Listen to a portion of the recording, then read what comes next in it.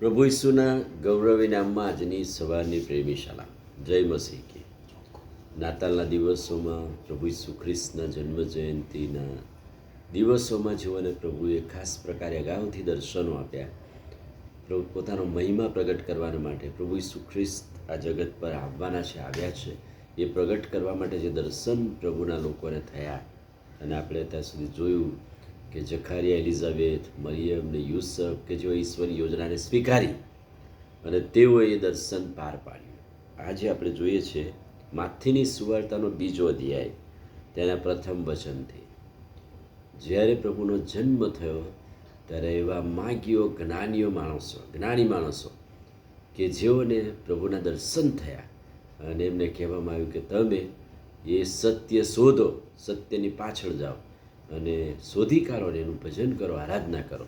અને એટલા માટે અહીંયા માથીની સુવાર્તાના બીજા અધ્યાયમાં જ્યારે કે બેથલેહેમમાં ઈસુ જન્મ્યા ત્યારે છેક પૂર્વ દેશમાંથી માગીઓ આવ્યા અને એમને દર્શનના સ્વરૂપમાં તારાની નિશાની આપવામાં આવેલી. અને તારાની નિશાનીએ તેઓ યરૂશાલેમ સુધી આવ્યા. પછી તારો લુપ્ત થઈ ગયો. એ પણ ઈશ્વરની યોજના હતી કે હેરોદ રાજા અને યરૂશાલેમના લોકોને ખબર પડે કે રાજાનો રાજા અને પ્રભુના પ્રભુ ઈસુ ખ્રિસ્તનો જન્મ થયો છે. અને આ માગીઓના દર્શન અનુસાર તેઓ સત્યની શોધ માટે યરૂશાલેમ સુધી આવ્યા અને આવીને પૂછ્યું કે યહૂદીઓનો જે રાજા જન્મ્યો છે તે ક્યાં છે? કેમ કે પૂર્વ દેશમાં એનો તારો જોઈને અમે તેનું ભજન કરવા આવ્યા છીએ. ભજનીકો બનવાનું દર્શન, સત્ય શોધવાનું દર્શન.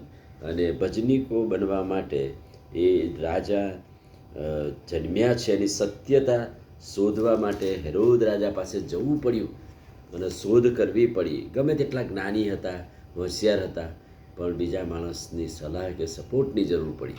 એક વસ્તુ. બીજી વાત, ઈશ્વરની યોજના હતી કે યરૂશાલેમના લોકોને ખબર પડે કે ગંદી ગભાણમાં જન્મેલા એ રાજાનો રાજા અને પ્રભુના પ્રભુ છે. એક રાજા જન્મ્યો છે. અને હેરોદ રાજાએ પણ એ માગીઓને ગુપ્તમાં બોલાવ્યા અને એમને કહ્યું કે તમે શોધખોળ કરો અને શોધીને મને કહો કે હું પણ આવીને રાજાના દર્શન કરું, હું પણ આવીને તેનું ભજન કરું. 8મું વચન, બીજો અધ્યાય 8મું વચન. ત્યારે તેઓ રાજાનું કહેવું સાંભળીને ગયા અને જે તારો હતો એની નિશાનીએ તેઓ પાછા ગયા અને ત્યાં જઈને બાળ ઈસુના દર્શન કરીને, બાઇબલ એમ કહે છે કે તેઓ તારાને જોઈને મહાઆનંદથી હરખાયા.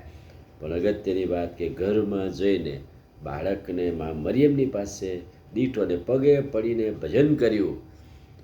આ માગીઓને દર્શન હતું કે ખ્રિસ્ત શોધવા, ખ્રિસ્તને જોવા માટે તેઓ છેક પૂર્વથી આવ્યા. તકલીફો પડી, પૂર્વથી યરૂશાલેમ સુધી આવ્યા, યરૂશાલેમથી બેથલેહેમ જે ગભાણ છે ત્યાં સુધી આવ્યા. અને અહીંયા આવ્યા પછી એમણે શું કર્યું? સત્ય મળ્યું. પછી એમણે સત્યની શોધ કર્યા. પછી એમણે પ્રભુનું ભજન કર્યું, એમણે પ્રભુની આરાધના કરી. બીજી વાત, એમણે શું કર્યું? તેઓ સત્યના શોધક તો બન્યા, સાચું ભજન કરનારા બન્યા, પણ તેઓ સાચું અર્પણ કરનારા બન્યા. સોનું, લોબન અને બોળનું નજરાણું કર્યું અને પોતાની જોડણીઓ છોડી નાખી, પોતાને ખાલી કરી નાખ્યા, ભજન કર્યું. સત્ય મળ્યું ત્યારે એમણે અર્પણ કર્યું. ને ચોથી વાત એમણે શું કર્યું? ચોથી વાત એમણે એ કર્યું, સ્વપ્નમાં ચેતવણી મળ્યાથી બીજે માર્ગે પોતાના દેશમાં ગયા. સ્વપ્નમાં ચેતવણી, બીજું દર્શન થયું કે હવે હેરોદના માર્ગમાં જવું નહીં, કેમ કે આપણા માર્ગ બદલાઈ ગયા છે. હવે આપણને સત્ય મળ્યું છે, હવે આપણને સાચા પ્રભુ મળ્યા છે. ચેતવણી મળ્યાથી બીજે માર્ગે થઈને પોતાના દેશમાં પાછા ગયા. અને નાતાલના દિવસોમાં આ માગીઓનું દર્શન, સત્યના શોધક બન્યા, સાચું ભજન કરનારા બન્યા, સાચું અર્પણ કરનારા બન્યા અને માર્ગ બદલનારા, સાચો માર્ગ પસંદ કર્યો, ખ્રિસ્તનો માર્ગ પસંદ કર્યો. પ્રભુ એવી કૃપા આપણને આપે. આમીન. પ્રાર્થના કરીએ. પ્રભુ, આજે સવારે તમારા અદ્ભુત અને પવિત્ર વચનને માટે આભાર.